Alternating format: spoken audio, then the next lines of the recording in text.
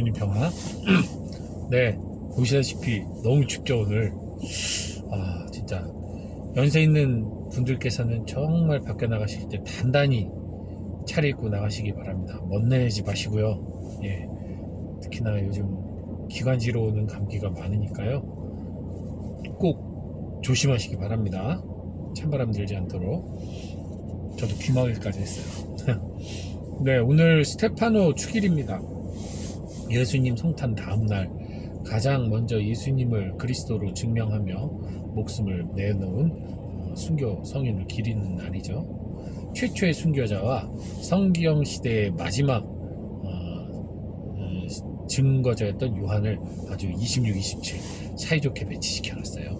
어쨌든 스테파노는 부제였죠. 7 보저자 중 한 명이었는데, 근데 이제 여기서 우리가 좀 생각해 봐야 될 게 있습니다. 오늘날 부제는 그 직무가 식탁의 무공사자라고 해서 그 제대에서 사제가 미사를 봉헌할 때 그 옆에서 봉사를 하고 또 복음 선포하고 성체 분배와 거동을 하고 어떤 준성사를 하고 뭐 이런 개념의 부제, 사제되기 전에 어떤 단계 이렇게 보지만 분명히 성서시대, 사도행전이 쓰여졌던 그 성서시대의 신약시대의 부제는 전혀 다른 사람들이었어요. 즉 사도들이 하는 것은 미사가 아니라 기도와 복음 선포, 전도의 소임을 사도들은 했습니다. 미사가 아니에요. 그리고 부제들이야말로 해야 되는 것이 공명정대하게 식사를 분배하고, 그러려면 진짜 정직해야겠죠. 자신들이 중간에 착복하지 않고. 그러려면 그리스도인으로서의 그 사명감과 그 믿음과 어떤 신뢰가 있는 사람이어야겠죠. 당연히.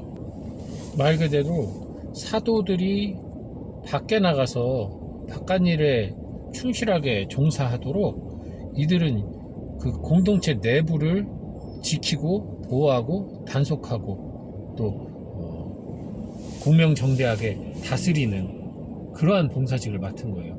업무 분장을 한 거죠. 뭐 정확한 비유는 아니지만 사도들이 대통령으로서 외부 활동을 한다면 국무총리로서 내치를 다지는 것이 부제 역할이에요. 지금의 부제하고는 전혀 다르죠. 즉 지금의 부제는 사제들의 보조자 역할을 하지만 그 당시의 부제는 밖에 나가 있는 사도들을 대신해서 모든 신자들을 위해 봉사하는 봉사직을 맡은 그러한 존재였습니다. 우리 옛날에 공소회장님들의 그 파워 같은 게 있는 거죠. 성직자 공소회장님 같은 성직자 분당회장님 같은. 그래서 과거나 뭐 오늘날이나 똑같은 의미로 물질적인 것을 관리하고 다루는 사람들은 그 양심과 어떤 그 신뢰가 보통이 아니면 쉽지 않아요. 물질의 앞에서는. 근데 이 당시 초대교회는 모든 재산을 공동으로 소유해서 분배를 하던 그런 시스템이었단 말이죠. 그러니 그것을 관리하는 사람이 보통 도덕적 신념과 어떤 공명정대함이 있지 않으면 어려운 자리란 말이에요. 그렇기 때문에 이 7 보조자는 대단한 사람들이었어요. 대단한 사람들. 사제들한테 야 부제 뭐 강복해 이런 그런 오늘날의 부제가 아니에요. 정말. 그래서 스테파노 성인 역시 그러한 훌륭한 신앙과 도덕적이고 윤리적이고 아주 공명정대한 사람이었다.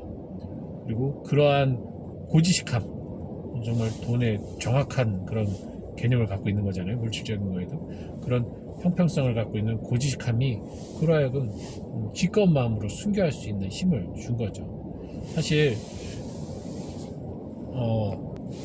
직무적인 어떤 모습으로만 본다면 오늘날 사도들은 선교사들이겠죠. 곳곳으로 나가서 복음을 선포하는, 기도하면서. 그리고 오히려 본당 신부님 같은 그런 위치에 있는 게 부재들이에요.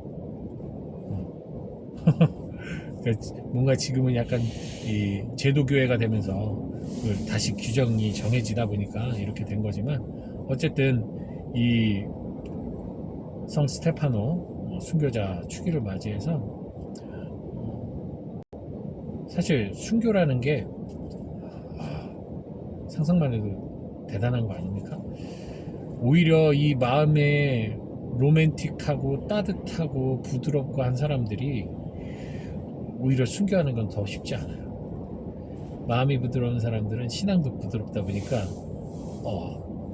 이 어떤 정서적이고 감성적인 어떤 폭력 앞에서 무너질 수도 있거든요.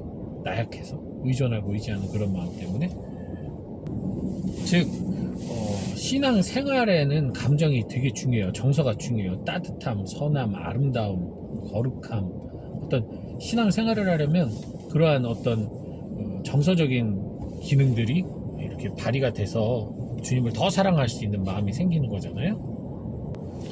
하지만 믿음은 그렇지 않습니다. 믿음은 절대적인 거예요. 믿음 안에 정서와 감정이 있는 게 아니에요. 그 믿음을 강화시키는데 어떤 정서적인 것과 감정적인 게 들어가는 거지, 믿음 그 자체는 그냥 더 이상의 판단이 없는 있는 그대로의 직관적인 행위입니다.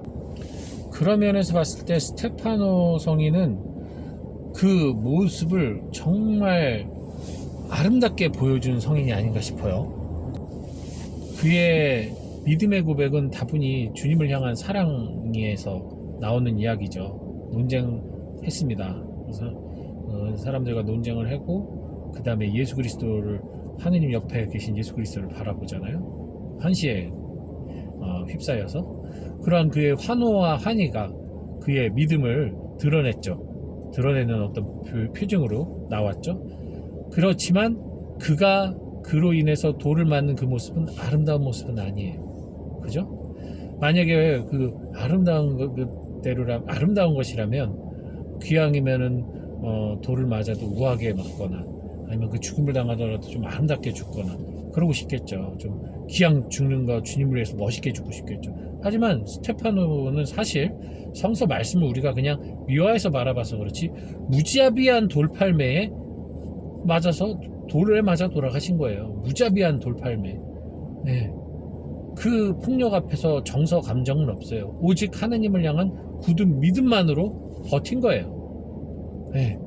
그래서 우리는 정말 하느님을 더 사랑하고 그 믿음을 더욱더 풍성하게 하기 위해서 우리의 감정과 정서를 마음껏 활용해야 되지만, 믿음의 고백은 감정이 아니라는 거예요. 어떠한 화려한 수식어로도 우리는 하느님의 사랑을 표현할 수 없어요. 그저 나의 목숨으로 그것을 증명하는 것뿐이 만이 우리의 진정한 믿음의 고백입니다. 그래서 여러분들 평소에는 하느님과 이 세상 창조하신 하느님의 아름다운 세상을 많이 찬양하시고 정서적으로 감성적으로 많이 누리시되, 믿음에 대한 고백, 그 고백만큼은 어떠한 판단도 계산도 어떤 이유도 붙일 필요 없이 있는 그대로 나의 온 존재로 고백하시는 신앙인들 되시기 바랍니다. 그런 면에서 보면 저도 너무나 감성적인 사람이라 진짜 순교란 정말 쉽지 않을 것 같아요. 주님을 믿으니 그냥 목숨을 바쳐야지, 이런 단순한 생각이 쉽지가 않은 거죠. 뭔가 이유도 있어야 될 것 같고 뭔가 근거도 있어야 될 것 같고 뭔가 좀 그래도 이 거룩한 죽음에 의미를 부여하고 싶어지잖아요. 그런데 아니라는 거예요. 이름 모를 그 수많은 순교자들, 그죠? 우리 기억도 못할 그 수많은 순교자들은 그런 정서와 아름다움을 표현한 거 하나 없지만 그 목숨으로 신앙을 완성하셨어요. 그러니 가장 최고로 중요한 것은 그 누가 뭐라고 해도 무조건적인 나의 몸과 마음을 바치는 믿음, 이것이 가장 중요하다는 거 여러분 잊지 마세요. 오직 믿음이란 말 개신교에서 하잖아요. 그게 틀린 말은 아니에요. 사실 오직 믿음이 있어야죠. 근데 오직 믿음만이라고 했을 때 문제가 되는 거예요. 예.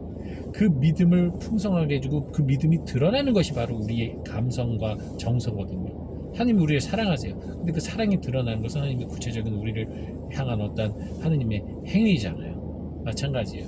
우리의 믿음 자체는 뭐 그냥 더 뭐 어떤 표현이 필요 없는 수식어가 필요 없는 믿음이지만 그 믿음을 드러내는 데는 우리의 정서들이 반드시 필요한 거니까 이건 같이 가야 된다는 거 기억하시기 바랍니다. 주님 평화.